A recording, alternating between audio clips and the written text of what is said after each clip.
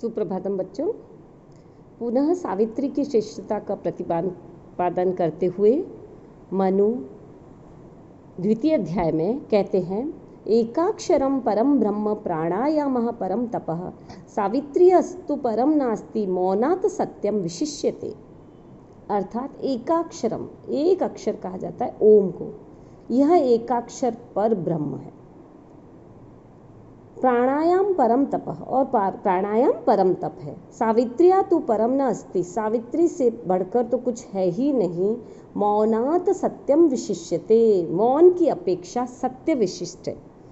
अर्थात मनु का कथन है कि ओम एक अक्षर वाला पद है जो परम ब्रह्म है। इसके जप से पर ब्रह्म परमात्मा की प्राप्ति होती है।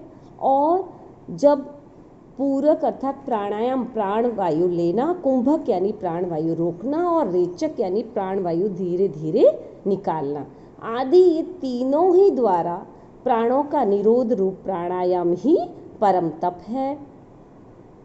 इसी प्रकार सप्रणव 3 महाव्यारति पूर्वक गायत्री मंत्र से बढ़कर कोई भी श्रेष्ठ मंत्र नहीं है। और हमेशा मौन उपासना की अपेक्षा सत्य बोलना या सत्य भाषण करना अधिक श्रेष्ठ कर होता है। इस प्रकार मनु के अनुसार एकाक्षर ओम, प्राणायाम, सावित्री और सत्य, ये चारों ही उपासनीय है। प्राणायाम और कुंभक और रेचक क्रियाओं हेतु बहुवचन का प्रयोग इसमें प्राणायामः कहकर करा गया है। सावित्री जो है यह शब्द ओम प्लस भूः भुवः स्वः प्लस त्रिपदा सावित्री मंत्र जो गायत्री मंत्र है उससे यह बना है। विद्वानों ने सावित्री के जप को चांद्रायण आदि व्रतों से भी श्रेष्ठ बताया है। योग दर्शन के अनुसार प्राणायाम यानी श्वास पर नियंत्रण के द्वारा शरीर शुद्धि और बल वृद्धि को प्राप्त होता है। इसी प्रकार से ओंकार का महत्व प्रतिपादित करते हुए मनु कहते हैं, क्षरन्ति सर्वा वैदिक्यः जुहोति यजति क्रिया अक्षर दुष्करम ज्ञेयम ब्रह्म च एव प्रजापतिः।